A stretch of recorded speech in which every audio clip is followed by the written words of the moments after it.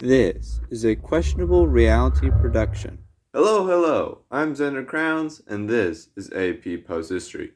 Now let's get started. Today we'll be covering topic 2.1, our first lesson in Unit 2, the dark times and the draining of the salmon seas. So where we left off, the world kind of ended, but some spores of humanity would survive, adrift across the ruined world and germinate into a new society, but with severe cultural and structural mutation. Topic 2.1 explores the time between the salmoning, the apocalypse, and the establishment of the first real big society, the Salmonite. And let it be known that the century of $00 AD has come to an end, and we enter into year 1 of the Postquam Samnita era, PQS for short. So, what's going on with humanity during this dark time? Well, essentially, it was divided into several small isolated groups that had their own little quirk about them that separated them from the rest of the other several little isolated groups in the world.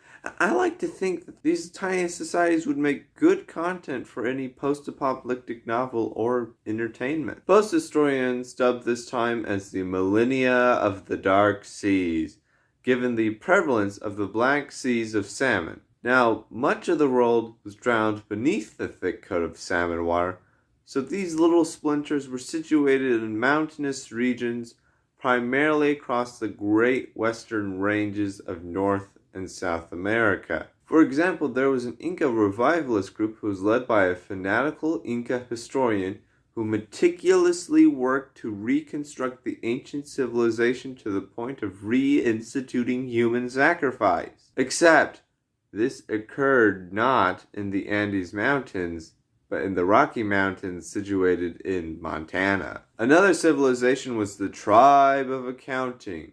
This particular tribe was made up of several accountants who happened to be attending an accountant convention in a Colorado ski lodge at the time of the salmoning. The death of all their families and customers was such a shock they fell into a deep denial. They got caught up in waiting for the day of great return, which was slated to occur sometime in the mid-spring when droves of clients would call upon them for their services, and they could once again return to their old accounting ways, and balance would be restored. One of my favorites is the Isle of Ford. Founders of these people were the servicemen of the aircraft carrier Gerald R. Ford the 15th, who crash-landed somewhere in the middle of Arizona. They merged with several small pockets of survivors to form a bastion of democracy, resembling the old and fallen United States. They were smart and sensible, maintained the old ways to a logical and sensible extent, while adapting to their new post-apocalyptic settings. However,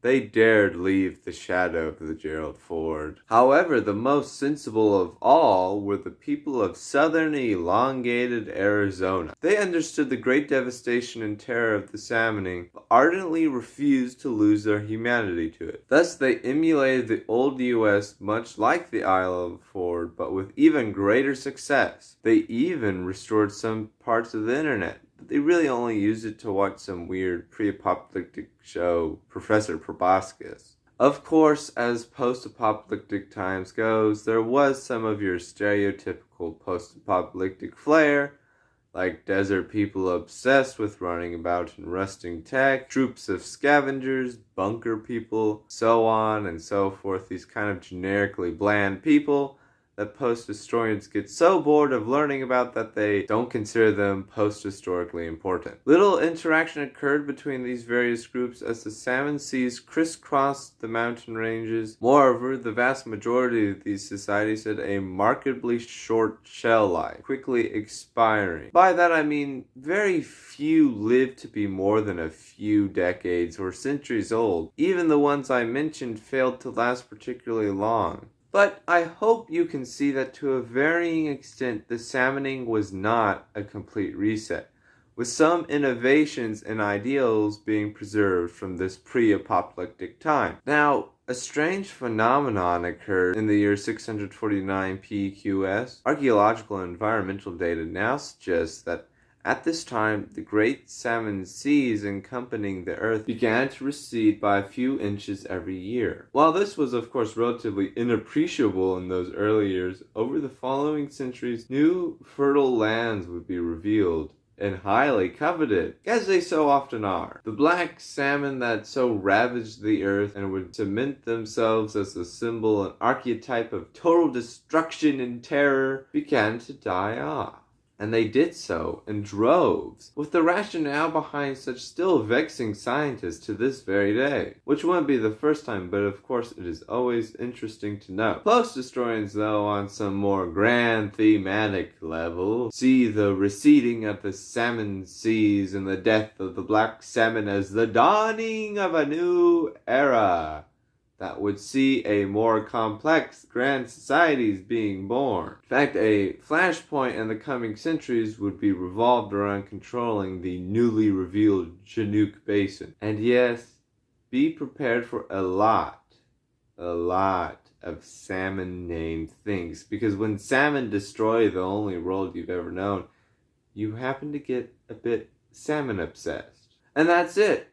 Topic 1 of Unit 2 is complete. If you want to find success in your post-history class and drain the salmon seas, consider subscribing and liking this video. My goal is to see each and every one of you get a 92 in your class and a 7 on the AP test in Quintober. Alright, Xander Crowns, checking out.